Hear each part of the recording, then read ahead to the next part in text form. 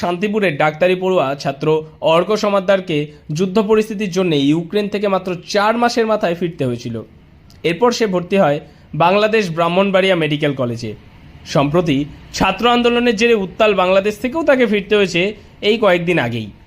বাংলাদেশের পরিস্থিতি নিয়ে তার সাক্ষাৎকারে জানা যায় 2023 সালের 9ই আগস্ট সে ভর্তি হয়। বাংলাদেশের ছাত্রছাত্রীদের পাশাপাশি ভারতীয় হিসাবে প্রায় 70 জন ছাত্রছাত্রী সেখানে পড়াশোনা করেন, যার মধ্যে 50 জন ছাত্র এবং ছাত্রী আবাস কলেজে ক্যাম্পাসের মধ্যেই। তাই পরিস্থিতি প্রতিকূলে যেতেই কলেজ কর্তৃপক্ষ বিশেষ ব্যবস্থা গ্রহণ করে, যার ফলে তাদের খুব বেশি অসুবিধার সম্মুখীন হতে হয়নি। আমি গেছিলাম এর আগের বছর 2023 আগস্টের 9 তারিখে ব্রাহ্মণবাড়িয়া মেডিকেল কলেজে। আমি ওখানে MBBS পড়ি। সেটা কোন জেলায়? সেটা ব্রাহ্মণবাড়িয়ায়। মানে বাংলাদেশের জেলা? হ্যাঁ, ব্রাহ্মণবাড়িয়া। আচ্ছা, তো সেক্ষেত্রে 5 বছরের দিত? 5 বছর। কতদিন ক্লাস হলো তার মানে?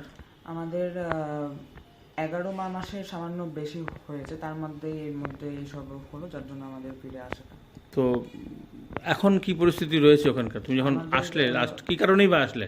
আমি আসলাম যেহেতু আমাদের ওইখানে কোনো নেটওয়ার্কের ব্যবস্থাটা ভালো মতন ছিল না, দোকান কারফিউ লেগেছিল, যার জন্য কোনো প্রকারের দোকান সবই অফ ছিল, আর স্বাভাবিক পরিস্থিতি ছিল না। এটাই আর কি আমরা ফিরে আসার মেন কারণটা। কলেজের কিছু ছাত্র সেই আন্দোলনে অংশগ্রহণ করলেও তারা কেউই আবাসিক ছিল না। ফরেন কান্ট্রি অর্থাৎ ভারতীয় কিংবা অন্যান্য দেশের 2-1 ছাত্রছাত্রী থাকলেও তারা এ ধরনের আন্দোলনের সঙ্গে যুক্ত হয়নি। তবে কারফিউ থাকার কারণে এবং নেটওয়ার্ক সমস্যার জন্য বেশ খানিকটা চিন্তিত ছিলেন তারা।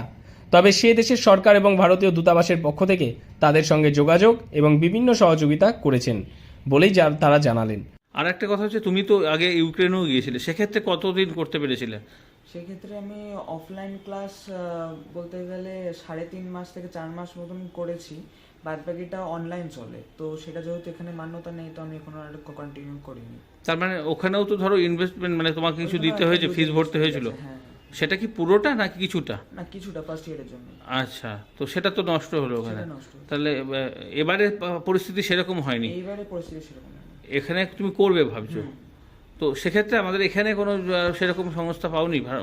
না, এখানে যদি সংস্থাটা খুবই হাইলি কস্ট থাকে। বাংলায় তো না পেতেই পারো, কিন্তু অন্যান্য রাজ্যের ক্ষেত্রে? না, অন্য রাজ্য তো আরো বেশি হবে, এখানে তো সমস্যা অনেক খুব। তবে অর্ক জানায় কলেজ কর্তৃপক্ষের সঙ্গে নিয়মিত যোগাযোগ রয়েছে, পরিস্থিতি স্বাভাবিক হলে আবারও ফিরে যেতে হবে। প্রসঙ্গত, অর্ক পড়াশোনা করছে রানাঘাট কেন্দ্রীয় বিদ্যালয় থেকে। এরপর নিট পাস করে 2011 সালে তার বাবা কমল সর্দার ইন্ডিয়ান পোস্টালে অন্য জেলায় কর্মরত, ছোট ভাই পড়ে ক্লাস 9-এ। পরিবারের পক্ষ থেকে জানা যায় ডাক্তারি পড়ার প্রবেশিকা পরীক্ষা নিট কোয়ালিফাই করে অনেকেই সুযোগ পায় না সরকারিভাবে MBBS পড়ার। তবে বেসরকারি কলেজগুলোতে যা খরচ তা মধ্যবিত্তের হাতের নাগালের বাইরে। বাধ্য হয়েই তখন ভিন রাজ্যে পাড়ি দেওয়ার জন্য প্রয়োজন দেখা দেয়।